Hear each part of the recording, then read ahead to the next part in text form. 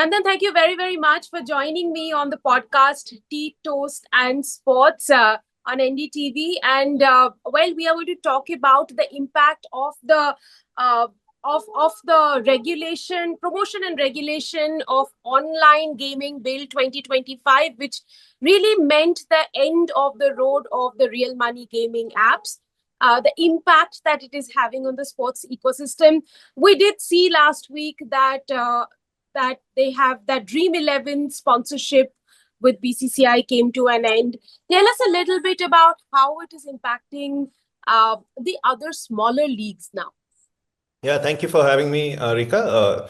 I think the ecosystem first, the gaming ecosystem is just trying to sort of respond and understand what has happened to it. It certainly came as quite a large shock. I'm not sure the sports ecosystem has fully internalized all of the impact it's going to have, and that impact is going to be very significant across many dimensions. I would call it direct impact on revenue, indirect impact on even the level of engagement in some of the sports, as well as sort of downstream and induced impact, which is a very competitive marketplace and how it's going to impact valuations when a whole category exits sponsorships and advertising. So I think the gaming ecosystem is just sort of rewiring. The sports ecosystem is yet to see how significant the downstream impact is going to be. You mentioned about gaming ecosystem rewiring itself. Is there a way that we can see we can expect a comeback from them? So the bill is an interesting one. It prohibits online gaming when it's in a paid format. So where you're putting money in and you're putting it in with the desire to win more money. But what this leaves open, and in fact the bill claims that it is promoting, is esports as well as casual and social gaming, where the intention is not money. So you can have a subscription-based game where the winning is not money. On the other hand, you can have a free game where there is prize money perhaps at the end. So there is going to be an opportunity for reassessment of certainly business models. Many of the gaming companies have done very well over recent years. They've also raised capital. My guess is there are some nest eggs in there and very large user bases, which some of the companies will probably quite successfully reutilize in completely different ways with new ways of engagement. And Nandan, would you say the impact will only be in India or it'll be felt elsewhere as well because of what has happened in India? Do you mean on sport? On sport and sponsorships. So in particular in cricket, I think it's a very significant impact, not just in India, but outside. There have been many leagues that many of the companies have sponsored outside India as well. Those could well be impacted. There are also local state leagues.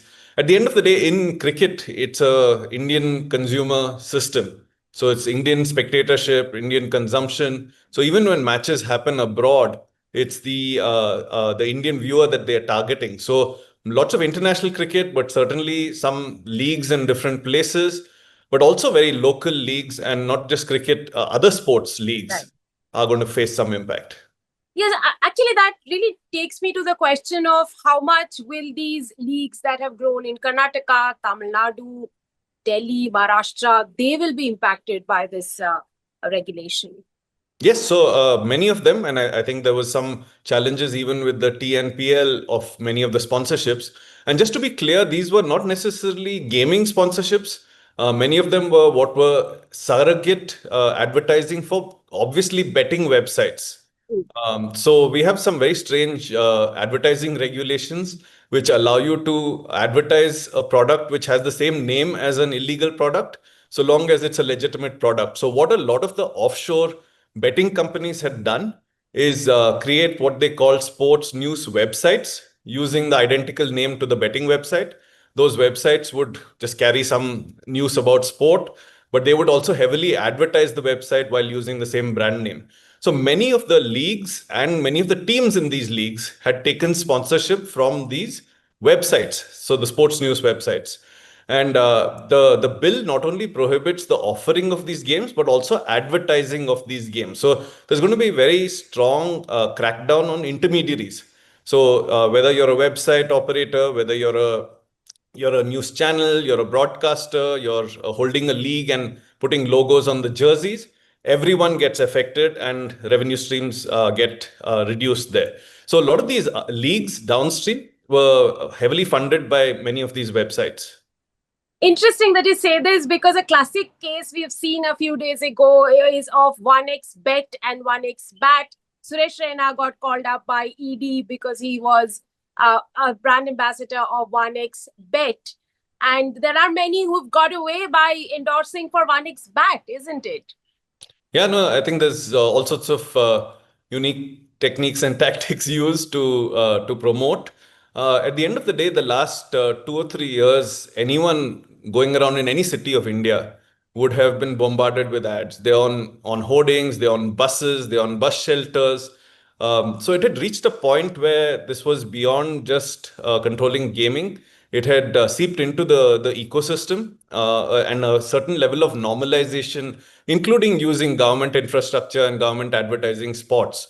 So this is a very significant shift. A lot of people, particularly celebrities, stood behind the cloak of what we don't know doesn't necessarily harm us, and took a sort of, I would say, a defense of lack of knowledge, while fully aware that a lot of the advertising they were doing were for offshore websites.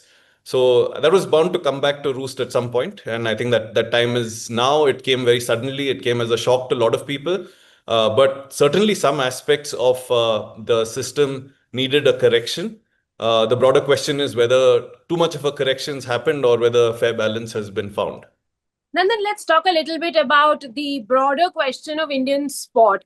It is not just cricket, but we've seen a lot of these real money gaming app companies sponsoring Asian Games, Commonwealth Games. What happens to, that part of the sponsorship? Yeah, if the companies don't make money, some of this comes from their CSR, some of it comes from marketing budgets. The success of the underlying company is the source of some of these funds. You can expect some of the leagues, perhaps some of our national teams, to actually get reduced supply of funds from these avenues. That is not to say, I mean, there are hundreds of other categories where money can flow. The reason this segment actually found these sponsorships and marketing to be valuable, in particular fantasy sports, if you look at it, is that these events were also inventory. So every time an event was held, you could hold a fantasy match on it. So the larger the inventory, the more the opportunities for people to participate in fantasy sports contests. Rummy and others also found the association with sports and gaming attractive because they were also legally positioned as skill-based games. So not only was there an endemic nature to wanting more inventory, but also this association with, let's say, a sport like chess, where everyone knows it's skill-based. When the minute you're advertising and promoting a skill-based game, you're also trying to take the glow of being a skill-based game yourself. So there were a lot of intersections and good reasons for gaming companies to support sport. Some of them very deep, some of them more superficial, but still valuable. When you look at sport and all of its values, esports is a very close neighbor. The gaming ecosystem also was trying to look at being in the same neighborhood. This bill has changed that significantly with respect to legal position. So basically, these gaming apps became big with the coming of IPL, but IPL was only about a 72-day window. It was a question of their survival for the next 200 plus days, which is why perhaps they were putting in a lot of money or backing smaller leagues and other non-cricket leagues like the Kabaddi, like ISL, Indian Super League. Tell us a little bit about what happens to those ecosystems now when they really won't get that kind of a support. So you should expect some of these leagues may not even happen, but others, where there are fundamentals of good quality sport, I'm sure there are smart people trying to find other revenue streams. In many ways, this was easy money. the sports managers of tomorrow are going to have to work harder for replacement or substitute money. And you could argue that this, in some sense, has shored up otherwise unsustainable sports business models.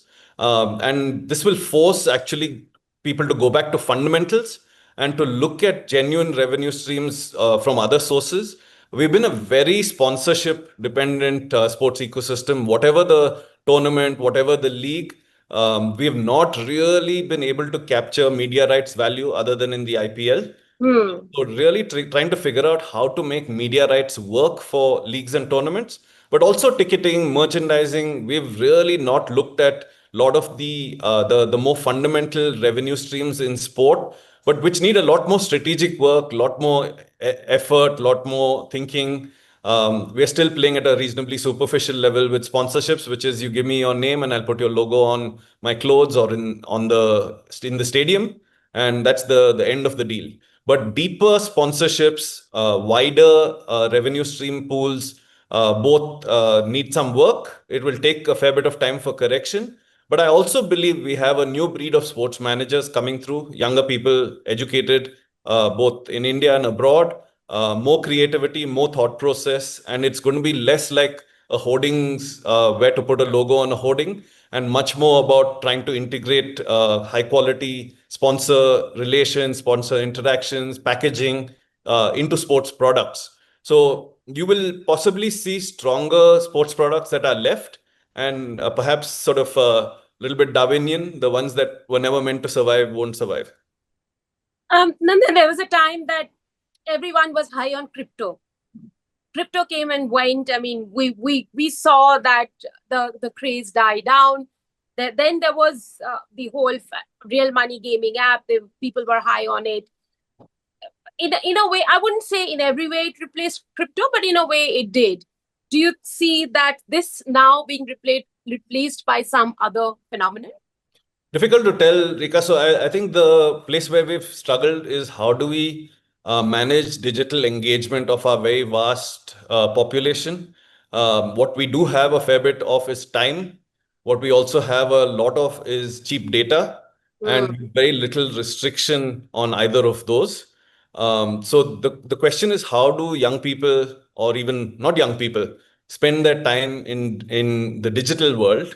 And what are the triggers that are there? So what we also have is a social order where we find it very challenging with get rich quick schemes, but also schemes that could end up making someone very poor from a reasonable situation.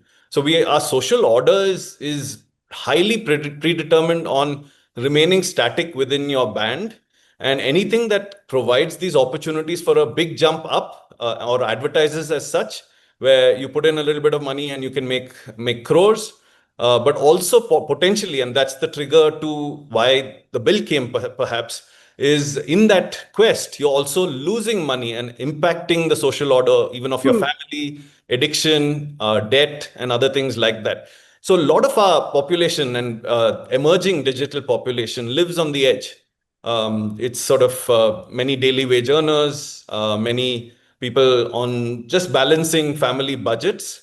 And some of these trends come and upset that quite significantly in the quest to go to a completely different band of economic living. Most of these end up being zero-sum games, crypto gaming. Someone is winning and someone is losing. And I think that is the real challenge. Whether something else is going to come and capture that space, one will have to wait and see. What I do feel is after a significant bill like this, which shakes the way people operate, you actually need some work at the back end. It could be counseling services, it could be off ramps. How do you get? So you say that people are addicted. Addiction doesn't go away by taking away the product. What are you doing about them? Yes, yes. And secondly, we have been quite poor at limiting the impact of these foreign websites, betting websites. Like I said, they've been on buses and bus shelters and hoardings. So it will require a fair bit of enforcement, and strong and good enforcement to make sure that this doesn't move to some of those avenues. I'm sure it's possible. It requires a lot of capacity and strong IT infrastructure to block these websites, but also the means of collection of money in and out of the country. A lot of this is, if you look at the bill, it's also associated with the financial integrity of the country and national security. So there's clearly been some information the government has collected on this topic. We'll probably see a little bit more action there. So while you take away the source of the addiction, are you providing healthier alternatives? There, the bill tries to promote esports and social gaming, but that might not capture the core reason why people were indulging in gaming for money. Nandan, let me ask you, is the para sport ecosystem going to be impacted by the ban on the RMG apps? I think it's too early to tell. I think the Paralympic Committee of India might have had some sponsorships. Others might have supported different ventures through CSR. All of that is a little bit further downstream. So difficult to tell what the direct impact is on athlete development and growth. Certainly, some of the companies I think supported the Olympic program, the Indian national team. But those are still some years away, and I'm sure the industry will self-correct before that. Yes, the Dream 11 has something called a Dream Sport Foundation, through which they have been supporting athletes, and particularly the grassroots level athletes. So some of the grassroots programs, you reckon, might take a hit? It's possible. When companies grow and do well, their philanthropic wings also grow. I've seen the work of Dream Sports Foundation as well, lots of wonderful projects across the country. So some of those might have to wait a little bit longer as the company goes back to fundamentals. Usually, philanthropic and CSR programs are products of profit and scale of revenue. So as companies cut back, there will probably be some rationalization on that type of spending as well. But at the end of the day, it's a much larger and interconnected ecosystem. And the sports ecosystem has weathered many storms. The gaming ecosystem, I'm sure, will realign. And this what I would call a very strong relationship between the two ecosystems will continue to evolve in new ways. It will need quality thought process, strategic sort of intervention, but also much stronger alignment with the national goals. We've just announced that we're going to be bidding for the Commonwealth Games. We have Olympic Games aspirations. So really going back to fundamentals on participation rates, what does fan engagement look like? There are many types of fan engagement beyond paid gaming. In the longer term, the way technology can impact access to coaching, infrastructure, but also the fan experience. I'm sure a lot of work is going on, but can also be done by a startup ecosystem which merges sports and tech in new and different ways. Some of those might come from the companies we're talking about and the ones that the bill forces to realign. Mm-hmm. So interesting times really ahead for the Indian sports industry after this bill on real money gaming apps. There was a time when we were high on that ad, Dil Mange More. So for me, I think Dil Mange More to know what comes up next. Thank you very much, Nandan, for joining. Thank you, Rika. Pleasure speaking with you. Thank you.